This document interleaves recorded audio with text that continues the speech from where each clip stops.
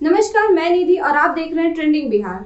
जब से देश में कोरोना की वैक्सीन आई है, तब सरकार का यह बयान आया था कि इसी साल के अंत तक यानी दिसंबर 2021 तक पूरे देश भर को वैक्सीनेट किया जाएगा। लेकिन देश भर में जिस तरह से देश के अलग अलग राज्यों से वैक्सीन की कमी की खबरें सामने आ रही है, उसे देखकर ऐसा लग रहा है कि सरकार द्वारा दिया गया वो बयान बनावटी है। बात अगर महाराष्ट्र की करें, जहां शुरू से ही कोरोना के सबसे ज्यादा मामले सामने आए थे, वहां आज वैक्सीन की कमी के कारण टीकाकरण रोक दिया गया। ऐसी ही खबरें देश के अन्य राज्यों से भी आ रही है। वैक्सीन की कमी वाले राज्यों की लिस्ट में बिहार का नाम भी शामिल है।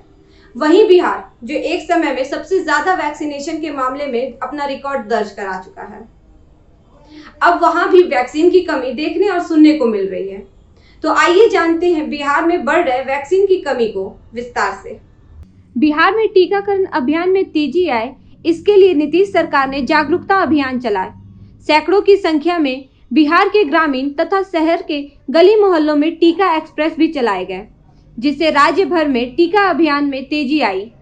लेकिन अब इसी अभियान में पिछले कई दिनों से लगातार कमी देखने और सुनने को मिल रही है। बिहार में टीके की कमी ने टीकाकरण के अभियान को पूरी तरह से प्रभावित कर दिया है। इसके साथ ही टीकाकरण केंद्रों की संख्या भी धीरे धीरे कम हो रही है। बिहार में जब टीकाकरण अभियान शुरू हुआ तो पहले दिन 7.29 लाख टीकाकरण करके बिहार ने सबको चौंका दिया था। मगर अगले ही दिन से राज्य में टीकाकरण का ग्राफ नीचे गिरने लगा, जिसका मुख्य कारण यह रहा कि राज्य में टीके की कमी।